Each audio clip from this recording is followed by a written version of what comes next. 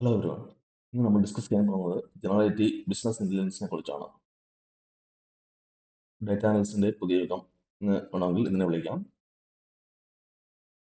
Business intelligence എന്താണെന്ന് നോക്കിക്കഴിഞ്ഞാൽ, business intelligence എന്ന് വെച്ചാൽ ബിസിനസ് തീരുമാനങ്ങൾ എടുക്കാൻ ഡാറ്റ വിശകലനം ചെയ്യുന്ന ഒരു പ്രക്രിയയാണ് ബിസിനസ് ഇന്റലിജൻസ് എന്ന് പറയുന്നത്. പരമ്പരാഗതമായി ബിസിനസ് ഇന്റലിജൻസ് എന്നത് ഓർഗനൈസേഷനുകൾ അവരുടെ ഡാറ്റ ശേഖരിക്കുകയും വിശകലനം ചെയ്യുകയും ബിസിനസ് തീരുമാനങ്ങൾ എടുക്കുന്നതുമായി ഉപയോഗിച്ചു വരുന്ന പ്രക്രിയയുടെ ഒരു കൂട്ടം.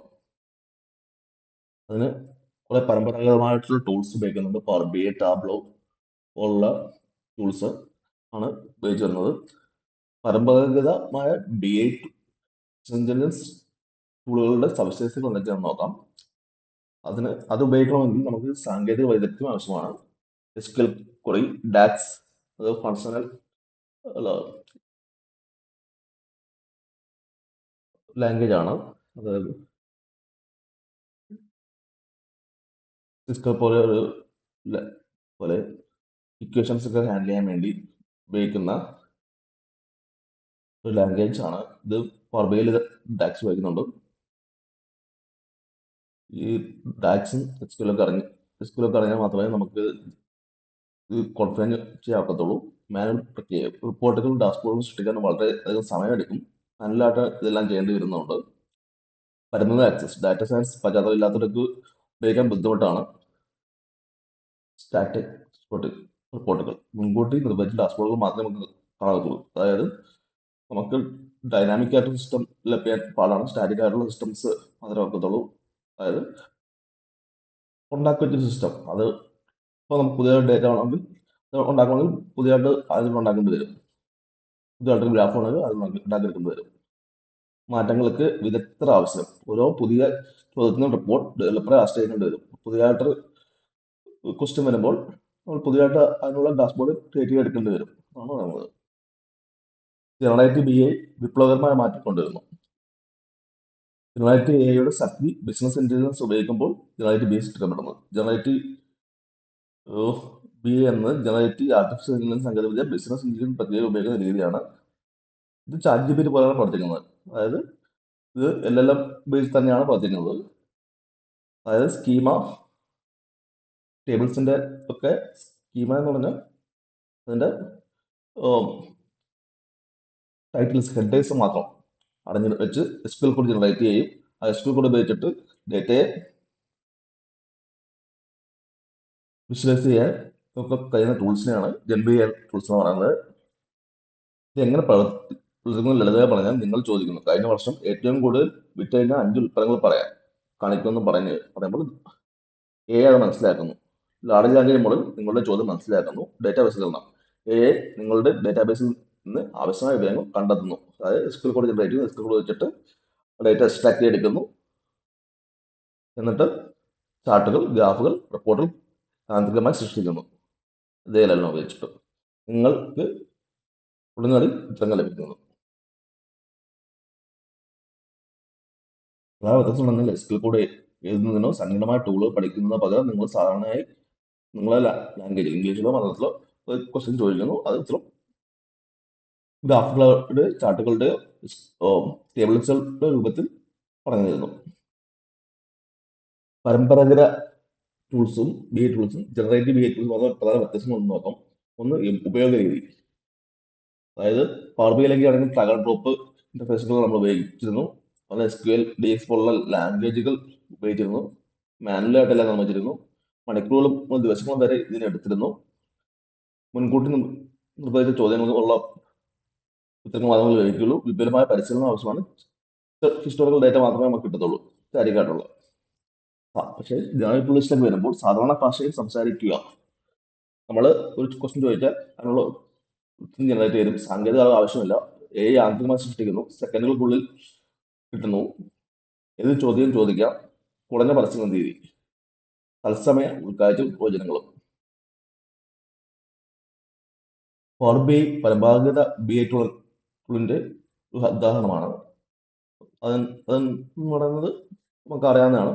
പവർ ബി ഐയിൽ പല തരത്തിലുള്ള ഘടകങ്ങളുണ്ട്. ഒന്ന് പവർ ബി ഐ ഡെസ്ക്ടോപ്പ് ഉണ്ട്, പവർ ബി ഐ സർവീസ് ഉണ്ട്, പവർ ബി ഐ മൊബൈൽ ഉണ്ട്.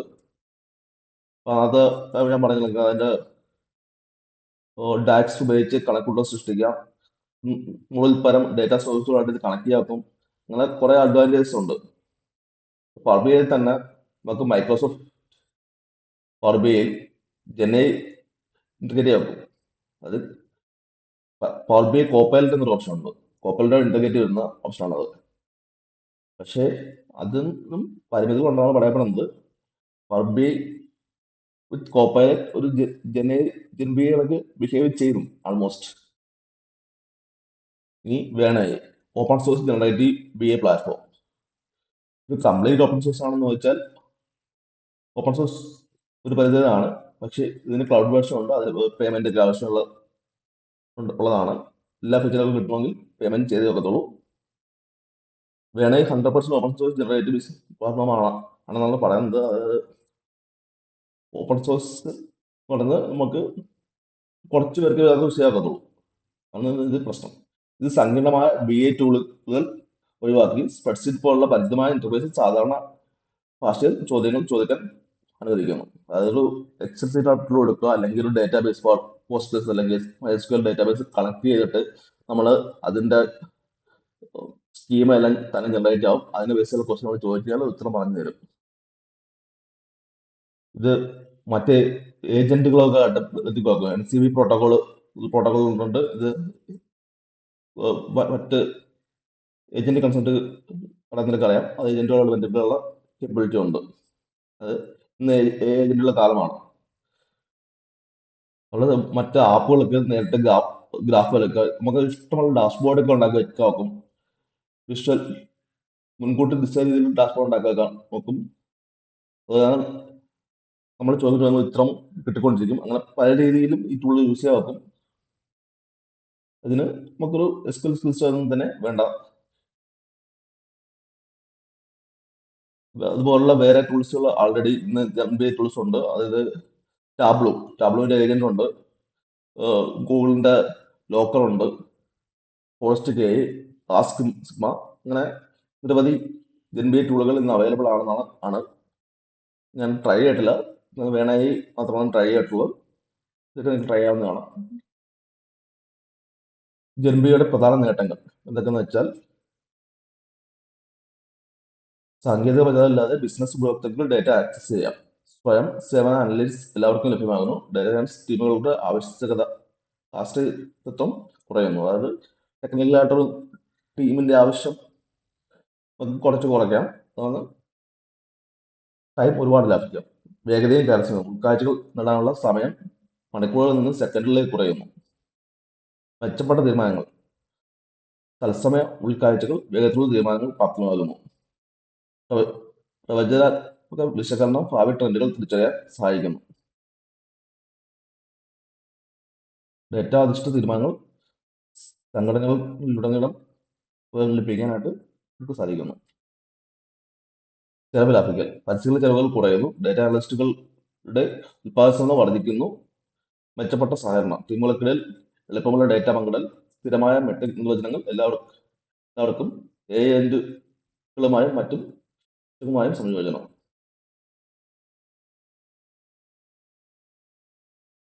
ഓർഗനൈസേഷനുകളിൽ 50%-ലധികം ജെൻബിയെ ഉപയോഗിച്ച് തുടങ്ങിയിട്ടുണ്ട്. ഉൾക്കാഴ്ച നേടാനുള്ള സമയം 80%-ലധികം കുറയുന്നു എന്നുള്ളതാണ് പ്രധാന കാര്യം.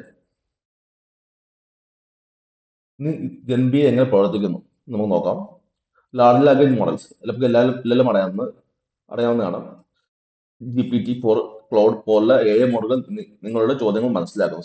സാധാരണ ഭാഷയെ ഡേറ്റാബേസ് ചോദ്യങ്ങളാക്കി മാറ്റുന്നു. സിമാന്റിക് ലെയർ, ഡേറ്റയുടെ അർത്ഥം നിർവചിക്കുന്ന പാളി, ബിസിനസ് മെട്രിക്കും നിയമങ്ങളും സംഭരിക്കുന്നു. എല്ലാവർക്കും സ്ഥിരമായ നിർവചനങ്ങൾ ഉറപ്പാക്കുന്നു. നാച്ചുറൽ ലാംഗ്വേജ് പ്രോസസ്സിംഗ്, അതായത് നിങ്ങളുടെ ചോദ്യങ്ങൾക്ക് ഉദ്ദേശം തിരിച്ചെടുത്ത് സാധനം മനസ്സിലാക്കി പ്രസക്തമായ ഡേറ്റ കണ്ടെത്തുന്നു. അതായത്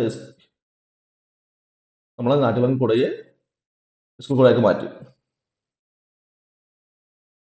ഇനി ഡേറ്റാബേസിൽ നിന്നും ഡേറ്റ എടുക്കുന്നു. പിന്നീട് സംഭവിക്കുന്നത് AI ഫയലിനെ വിഷ്വലൈസ് ചെയ്യുന്നു, ഉപഭോക്തൃ ഉത്തരം നൽകുന്നു.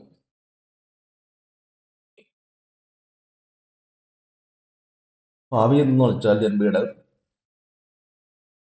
AI ഏജന്റുകൾ ഉദയം. സ്വയംഭരണ AI ഏജന്റുകൾ സങ്കീർണമായ വിശകലനം സ്വതന്ത്രമായി നടത്തും. മനുഷ്യ ഇടപെടലുകൾ കുറച്ച് തീരുമാനങ്ങൾ എടുക്കും. MCV MCP വിപ്ലവം. AI ഏജന്റുകൾക്കിടെ സുരക്ഷിതമായ ഡേറ്റ പങ്കിടൽ സാധ്യമാകും. ഗണയെ പോലുള്ള ടൂളുകൾ MCP പിന്തുണയ്ക്കുന്നു. പരമ്പരാഗത ഡാഷ്ബോർഡുകളുടെ അവസാനം. സ്റ്റാറ്റിക് ഡാഷ്ബോർഡുകൾക്ക് പകരം സംഭാഷണാത്മക AI ഇന്റർഫേസുകൾ വരും. ആവശ്യാനുസരണം ഉൾക്കാഴ്ച സ്ഥിരപ്പെടും. തത്സമയ പ്രവചനം നൽകും. സ്വയംസേവനം എല്ലാവർക്കും ആർക്കും വേണമെങ്കിലും ചെയ്യാവുന്നതാകും. വിശദീകരണാത്മക AI എങ്ങനെ നിഗമനത്തിൽ എത്തി എന്ന് വിശദീകരിച്ച് തരും. സുതാര്യതയും വിശ്വാസവും വർദ്ധിക്കും.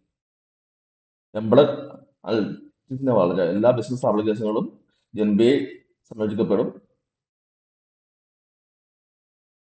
നമ്മൾ കുറെ പരിമിതികൾ ഇപ്പോഴും ഉണ്ട്.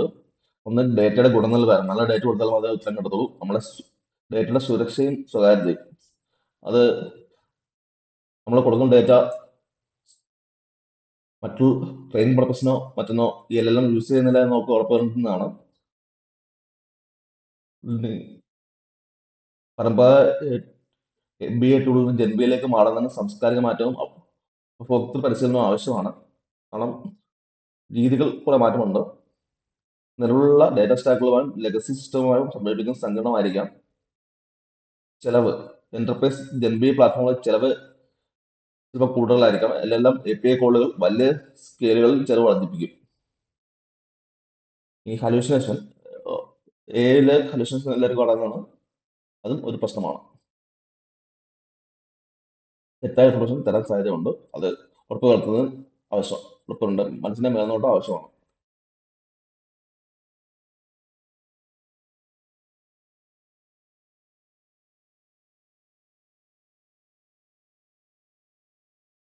Thank you.